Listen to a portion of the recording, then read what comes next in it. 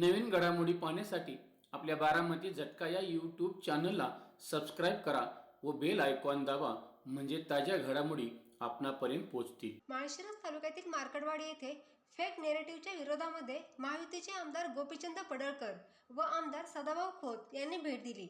देशाचे माजी केंद्रीय कृषी मंत्री शरदचंद्र पवार, जयंत पाटील यांच्यासह अनेक मान्यवरांनी फेक नेरेटिव्हच्या बद्दल वातावरण निर्माण केले होते। त्यांना चोख उत्तर देण्याकरिता आमदार गोपीचंद पडळकर व आमदार सदाभाऊ खोत आले होते।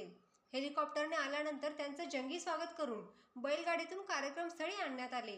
यावेळी कार्यकर्त्यांनी त्यांना खांद्यावर घेऊन व्यासपीठाकडे जयघोष करत आणले। यावेळी त्यांच्या एका हातामध्ये आसूड व एका हातामध्ये बॅलेट पेपर होता। त्यानंतर स्टेजवर आल्यानंतर आमदार सदाभाऊ खोत, आमदार गोपीचंद पडळकर आणि लोकप्रिय दमदार माजी आमदार रामभाऊ सातपुते यांनी सर्वांना अभिवादन केले। यावेळी सामाजिक कार्यकर्त्या शैला वाघमोडे बोलताना म्हणाल्या की इतकी वर्ष झाली आम्हाला जास्त मतदान होत होते, मग यावर्षी का झाले नाही। माजी आमदार रामभाऊ सातपुते यांच्या विकास कामांमुळेच आज जनता त्यांच्यासोबत आहे आणि विरोधकांच्या ओव्हर कॉन्फिडन्समुळे त्यांच्यावर ही वेळ आली आहे। तर आपण प्रत्यक्षच पाहूयात सामाजिक कार्यकर्त्या शैला वाघमोडे आणखी काय म्हणतायत।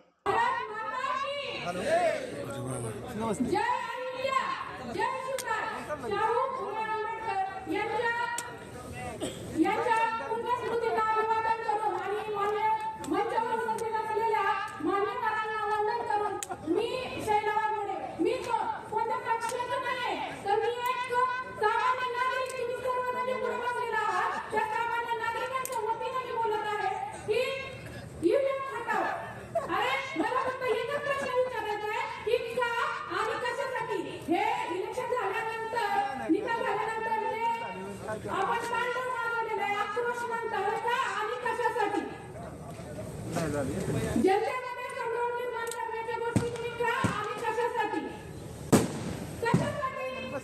ईव्हीएम हटाव। अरे या गोष्टी तुम्हाला जर ईव्हीएम माझ्या हातात आणलंच कुणी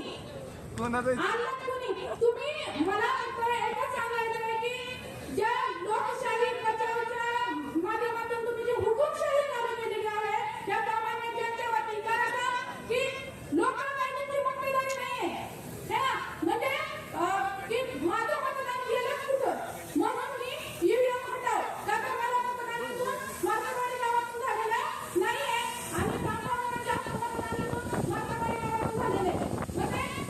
मग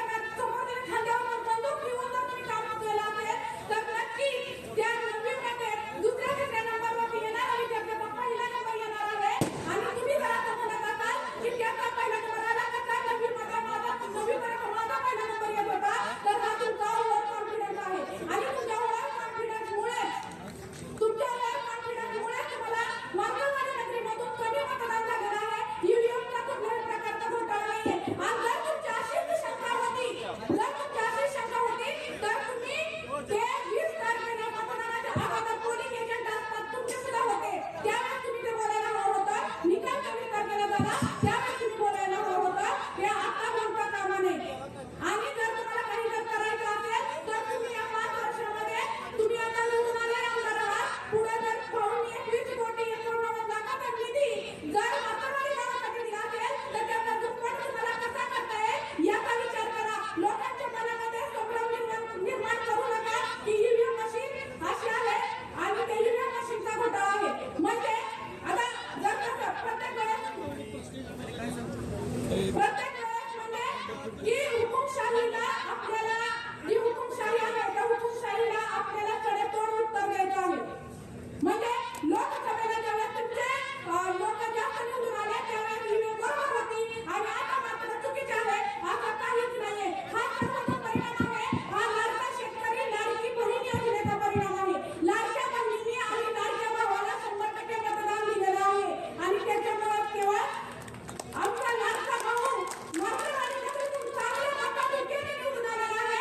तुम्ही एवढं बोलून इथं मंचावरील मान्यवरांनी मला इथं 2 शब्द बोलण्याची संधी दिली त्याबद्दल मातरवाडी नगरीतील ग्रामस्थ आणि मंचावरील मान्यवरांचं मी धन्यवाद म्हणते. Thank you so much.